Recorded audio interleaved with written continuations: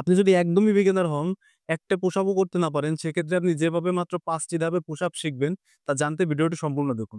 ১ম এ যেটি করবেন, ১ম এ যেহেতু আপনি বিগিনার, আপনার শরীরে খুব একটা পাওয়ার নাই, সেক্ষেত্রে আপনি এরকম একটা ওয়াল জাতীয় কিছুর সাথে এভাবে দাঁড়িয়ে পুশ আপ করার ট্রাই করুন।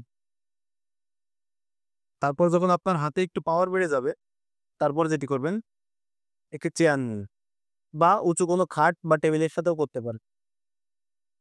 এভাবে পুশ আপ করুন। তারপরে আপনি যেটি করবেন, হাফ পুশ আপ করুন। হাঁটু ফ্লোরে রেখে এভাবে।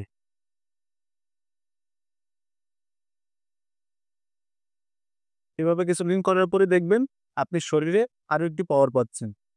সেক্ষেত্রে আপনি যেটি করবেন, আপ হওয়ার সময় আপনার অসুবিধা হতে পারে। সেক্ষেত্রে আপনি বুকের নিচে একটি পিলো রাখতে পারেন। এভাবে কিছুদিন করার পরে যখন আপনি শরীরে অনেক বেশি এনার্জি পাবেন, তখন আপনি পুরোপুরি পুশ আপ শিখে যাবেন।